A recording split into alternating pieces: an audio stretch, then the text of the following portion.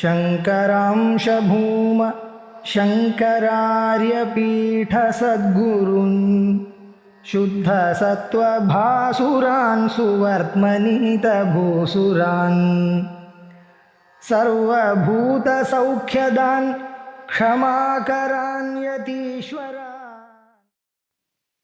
श्री गुरुभ्यो नमः। वाक्यवृत्ति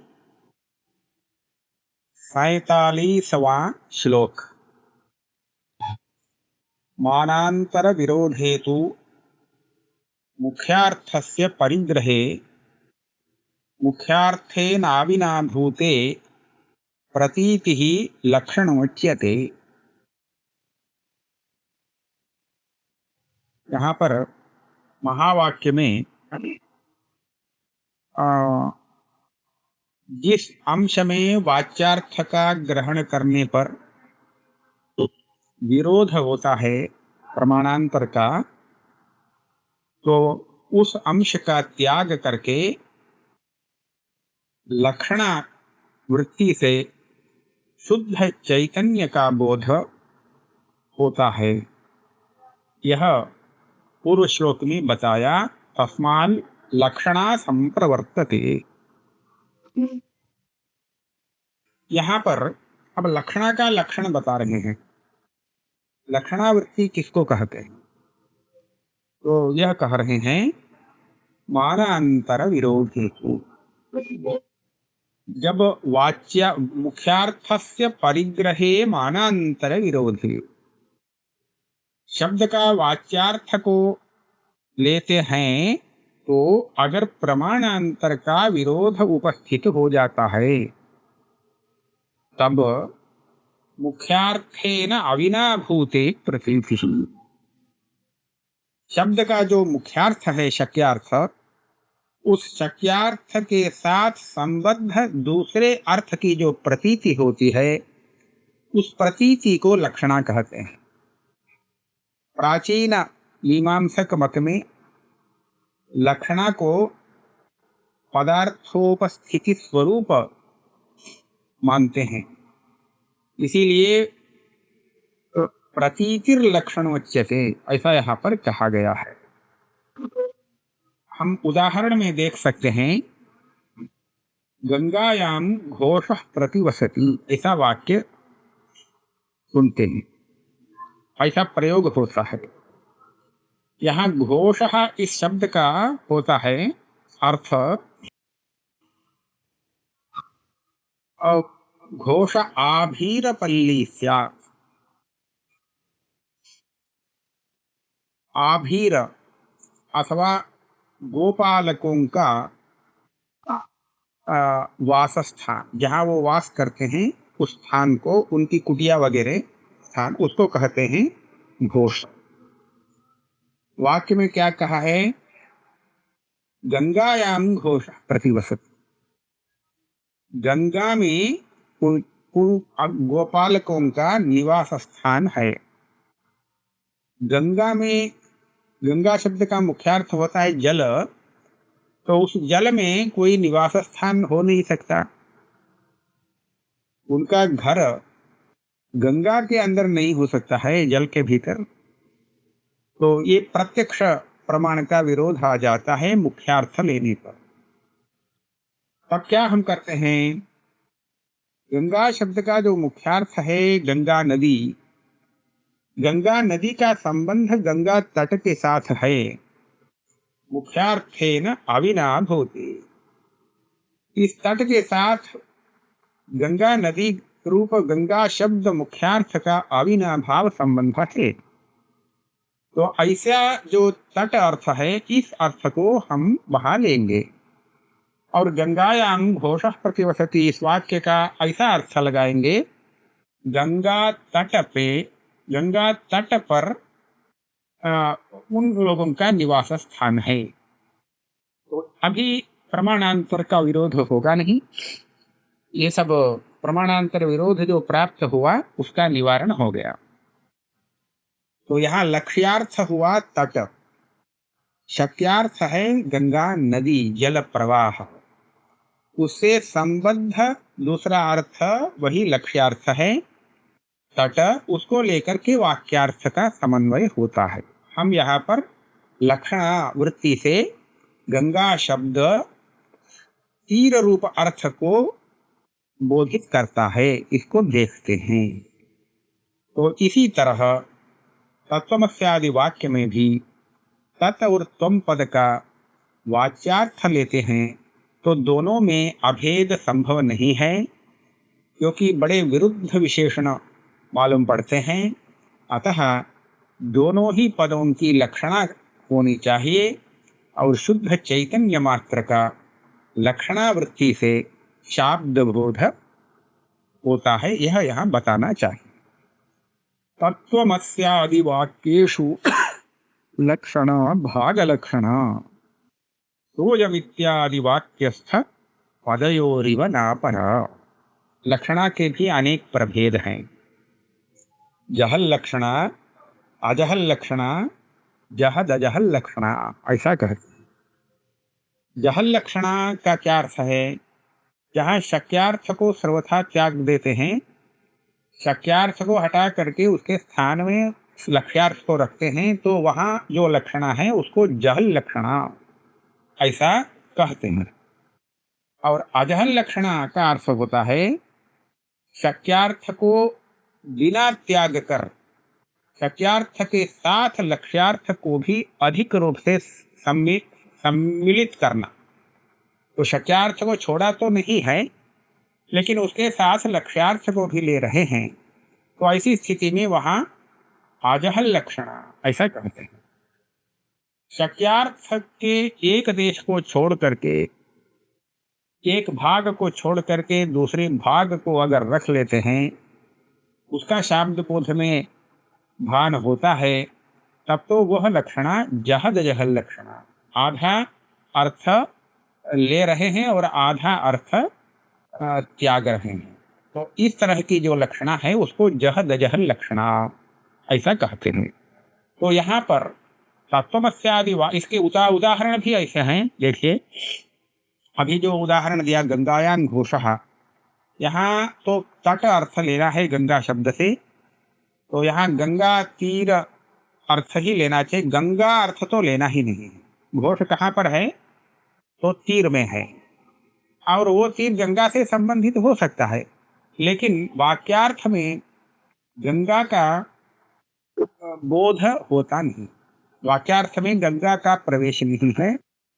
तो ऐसी स्थिति में इसको हम कहेंगे जहल लक्षणा। और अजहल लक्षणा का उदाहरण होगा श्वेतो धावत। श्वेतः, श्वेत शब्द का मुख्यार्थ है सफेदी, रंग उसका मुख्यार्थ होता है। फिर यहाँ पर शुक्ल रूप वाला, सफेद रंग वाला जो दूसरा द्रव्य है उसको यहाँ श्वेत शब्द से लेना है। तो यहाँ पर श्वेत शब्द का जो वाच्यार्थ है रंग, उसको बिना छोड़े उस रंग से सहित जो द्रव्य है उसका बोध हो रहा है लक्षणा से। तो इसीलिए यह लक्षणा अजहल लक्षणा। यहाँ पर शक्यार्थ का थोड़ा भी अंश त्यागा नहीं गया है, जिसका त्याग नहीं किया गया है, पूरा का पूरा अंश लक्ष्यार्थ के साथ सम्मिश्रित है, सम्मिलित है। और जहद जहल लक्षणा का तो स्वयं देवदत्त यह उदाहरण होता है। अब तत्वमस्यादि वाक्य भी उसी तरह का है। तत्वमस्यादि वाक्येषु लक्षणा भाग लक्षणा, इसको देखिए दूसरा नाम दिया है भाग लक्षण। भाग लक्षणा इसका अर्थ एक भाग, भागशः, वाच्यार्थ में भाग करके कोई एक भाग को त्याग दिया और एक भाग को ले लिया, तो ऐसा जो लक्षणा है उसको कहते हैं भाग त्याग लक्षणा अथवा जहद जहल लक्षणा। यहाँ भाग लक्षणा से भाग त्याग लक्षणा ऐसा लेना चाहिए। क्या किस अंश को यहाँ पर त्याग देते हैं और कौन सा अर्थ स्वीकार करते हैं? तो यहाँ पर तत्पद वाच्यार्थ सर्वज्ञत्वादि से युक्त चैतन्य और स्वंपदवाच्यार्थ अवस्थात्रय आदि युक्त चैतन्य, ऐसे है। ऐसे दो वाच्यार्थों में चैतन्य रूप अंश को स्वीकार करते हैं और बाकी अंश को त्याग देते हैं। तो दोनों ही पद लक्षण या चैतन्य स्वरूप के उपस्थापक होते हैं। तो वो दोनों चैतन्य वास्तव में अभिन्न हैं, एक ही चैतन्य है, इसलिए यहाँ अखंडार्थ बोध होता है तत्वमसि। तो अर्थात यही वाक्यार्थ का अंतिम पर्यवसान हुआ। जो चैतन्य जीवात्मा में है, जीवात्मा के रूप में व्यवहार में आता है, वही चैतन्य परमात्मा के रूप में भी है। परमात्मा का और जीवात्मा का चैतन्य स्वरूप एक है, उसमें भेद नहीं है। तो यही बताने के लिए यहाँ पर तत्वमसि वाक्य प्रवृत्त हुआ है। सोयम इत्यादि वाक्यस्थ पदयोरिव, ये दृष्टांत दिया। यहाँ पर ऐसा अन्वय करना चाहिए, तत्वमस्यादि वाक्येषु लक्षणा भाग लक्षणा न अपरा। तत्वमस्यादि वाक्यों में भाग त्याग लक्षणा, जहल जहल लक्षणा ही स्वीकार्य है। दूसरे जो जहल लक्षणा अथवा अजहल लक्षणा है, ये दोनों लक्षणाएं यहाँ स्वीकार्य नहीं। तो इसका दृष्टांत, लौकिक दृष्टांत दे रहे हैं, सोयम इत्यादि वाक्यस्थ पदयोः इव। सोयम देवदत्तः, यह वाक्य है।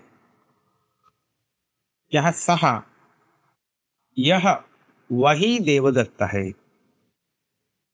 यह वही देवदत्त है। वह माने यह, तो ये सामने एक व्यक्ति खड़ा है जिसका नाम देवदत्त है, तो उसको लेना चाहिए यह देवदत्त।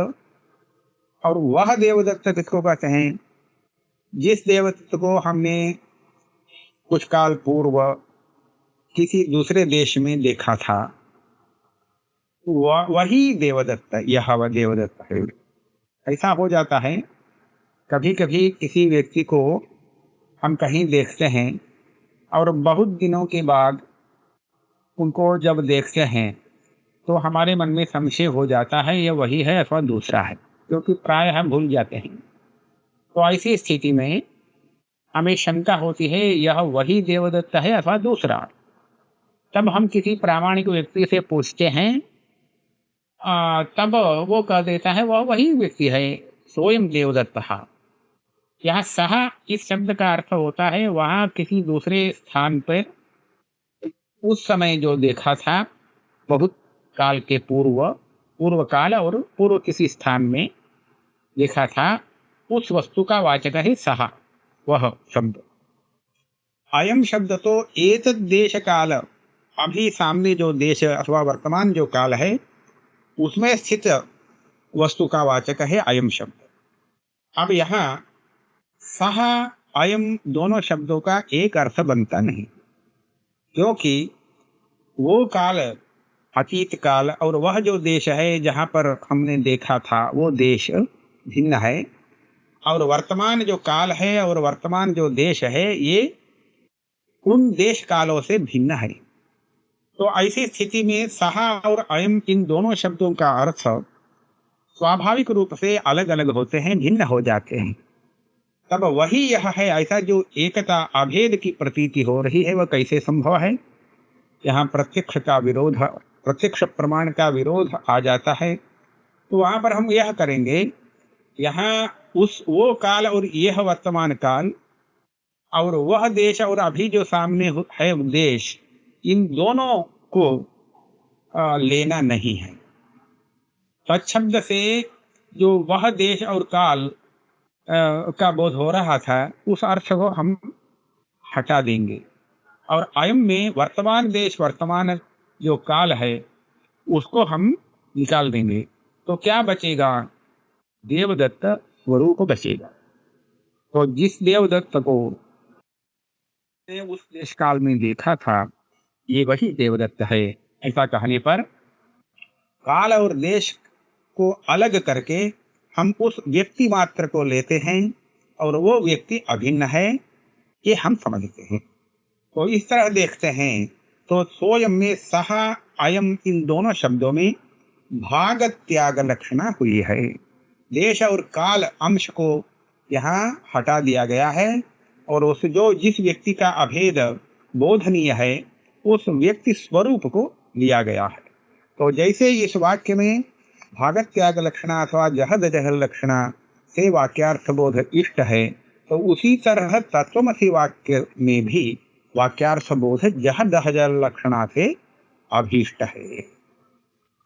अहम ब्रह्मेति वाक्यार्थ बोधो यावत् दृढ़ी भवेत् समाधि सहितस्तावत् अभ्यसेत् श्रवणादि।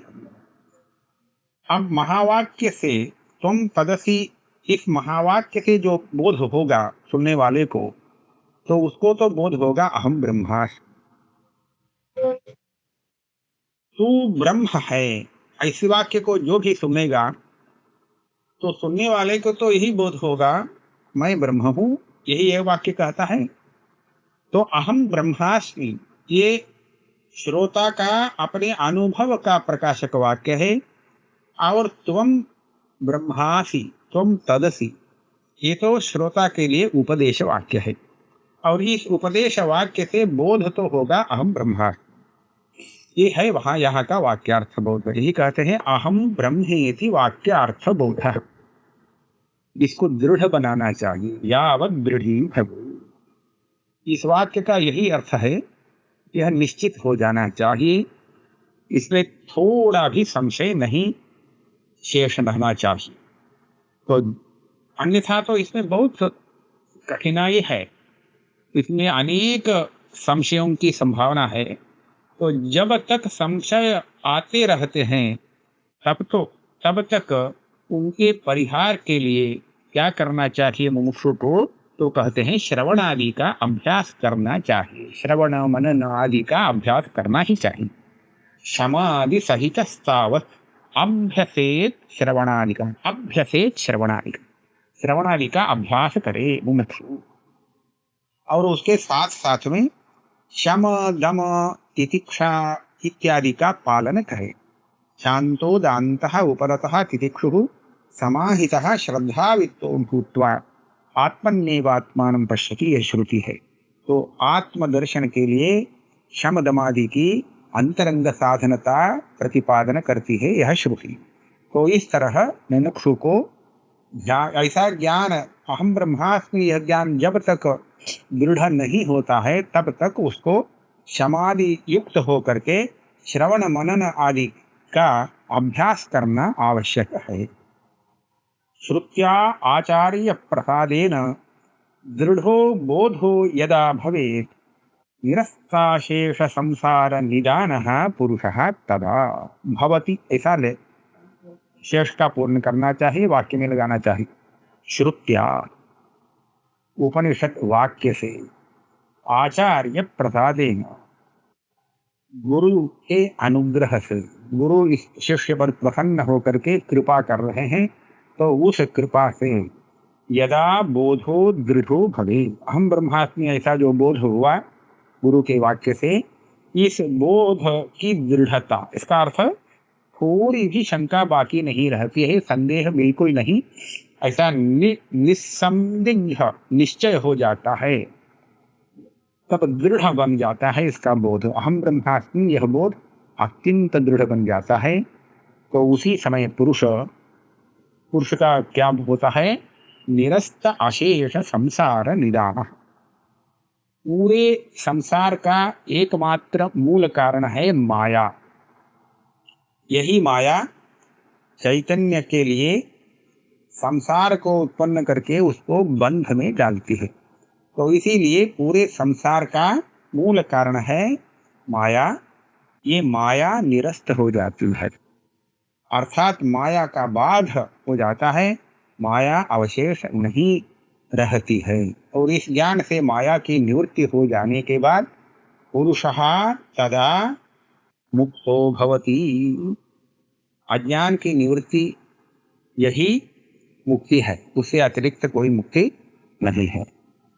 विशीर्ण कार्य करणः भूत सूक्ष्मैः अनावृतः विमुक्त कर्म निगडः सद्य एव विमुच्यते। जब अविद्या की निवृत्ति हो जाती है, माया की निवृत्ति हो जाती है, तो तब क्या हो जाता है? विशीर्ण कार्य करणः। कार्य बोलते हैं शरीर को।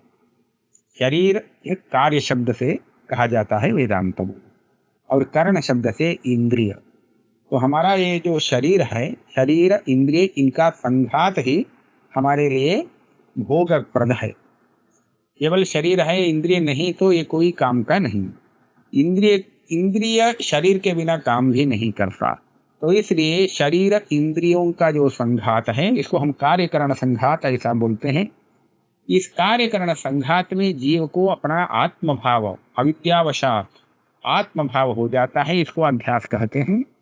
लेकिन जब माया अथवा अज्ञान की निवृत्ति हो जाती है अहम ब्रह्मास्मि तत्व ज्ञान से, तब यह अध्यास शेष नहीं रहता। इसीलिए विशीर्ण कार्य करण, देह और इंद्रियों के साथ उसका संबंध बिल्कुल नहीं रह जाता है।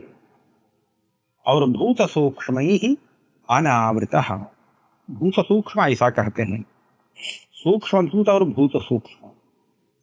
भूत सूक्ष्म उसको कहते हैं जो अग्रिम शरीर, एक शरीर को छोड़ करके दूसरे शरीर को प्राप्त करते समय इस शरीर से निकलने वाला जीव अपने साथ पंचभूतों का कुछ सूक्ष्मांश लेके जाता है, और वह सूक्ष्मांश अग्रिम शरीर के उत्पत्ति अथवा दूसरे शरीर के आरंभ में सहायक होता है, और इसी को मूल करके आगे का शरीर उत्पन्न होता है। यह उत्तर मीमांसा में निरूपण किया गया है, उपनिषद में इसका निरूपण हुआ है।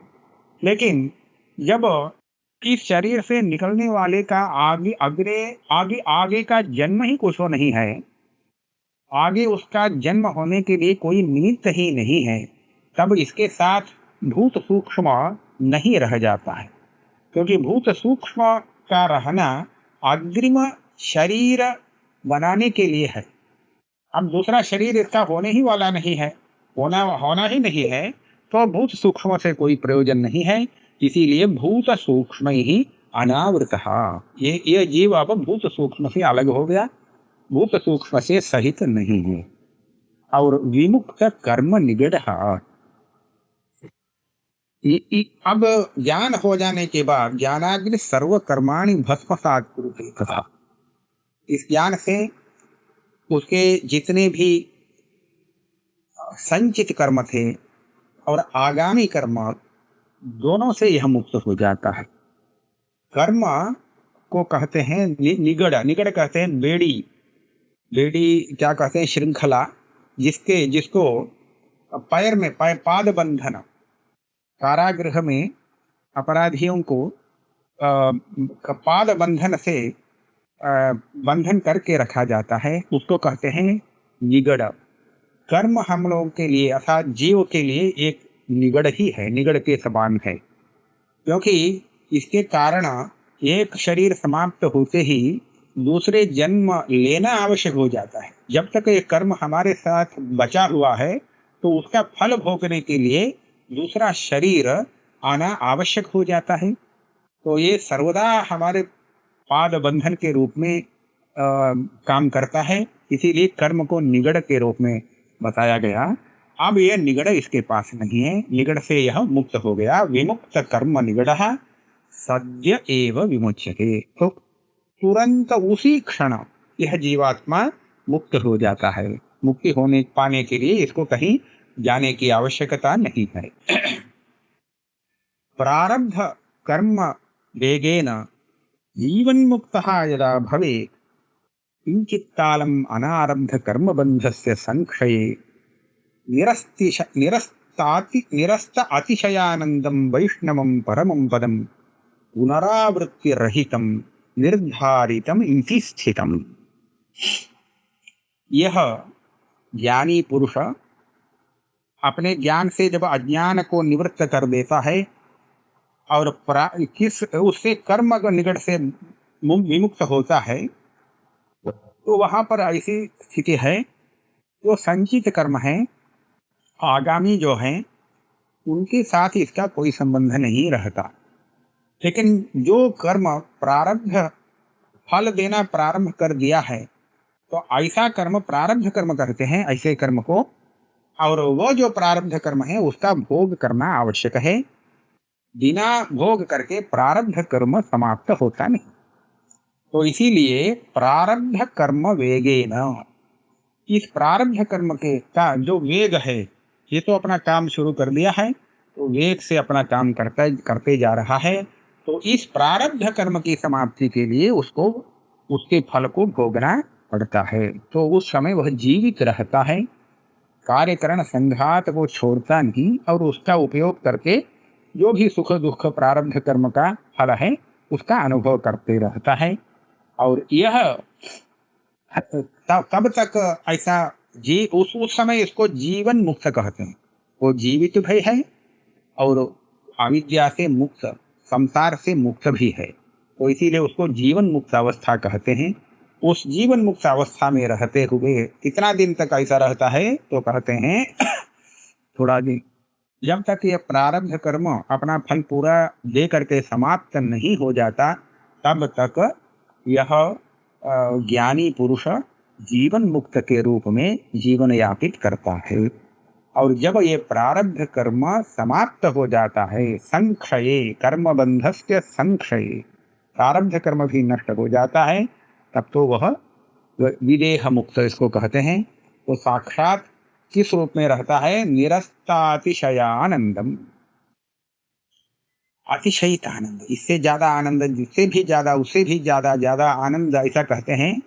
तो जिस आनंद से ज्यादा दूसरा कोई भी आनंद नहीं हो सकता, ऐसा अंतिम परम काष्ठापन्न जो आनंद है उसको कहते हैं निरस्तातिशयानंद। ऐसे आनंद को दूसरे शब्द से कहते हैं वैष्णवम परमम पदम, तद विष्णु परमम पदम। तथा श्रुति कहती है विष्णु शब्द का अर्थ है परमात्मा, परमम पदम ये तो उसका उत्तम स्वरूप, उपाधि विनिर्मुक्त स्वरूप। तो उस परमात्मा का उपाधि विनिर्मुक्त जो स्वरूप है वही निरस्तातिशय आनंद है, निरतिशय आनंद स्वरूप है।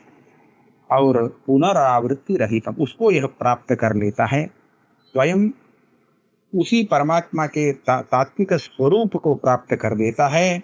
तो ऐसी स्थिति में पुनरावृत्ति रहितम, अब इसके बाद उसकी पुनरावृत्ति संसार में होती नहीं, यही निर्धारितम, उपनिषदों में यही विषय निश्चित किया गया है। इति स्थितम, तो वेदांत शब्द से जिन उपनिषदों को हम लेते हैं, तो उपनिषद का तात्पर्य यही है, सभी उपनिषद मुमुक्षुओं के लिए मुक्ति का मार्ग बताते हैं।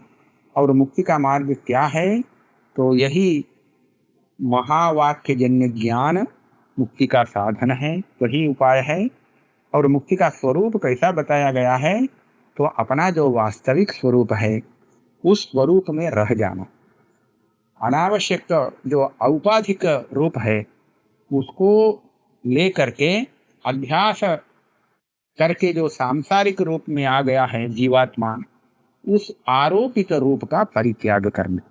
तो अज्ञान निवृत्त होते ही इसका जो भी आध्यात्मिक अथवा आरोपित रूप है, सांसारिक रूप, वो सब हट जाता है और वह स्वयं अपने वास्तविक रूप में आ जाता है।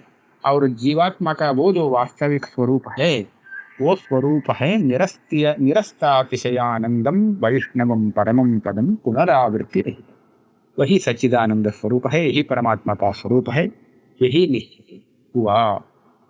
और यहाँ श्रीमद् शंकर भगवत्पादाचार्य विरचित यह वाक्यवृत्ति ग्रंथ समाप्त हो जाता है। हरि ओम।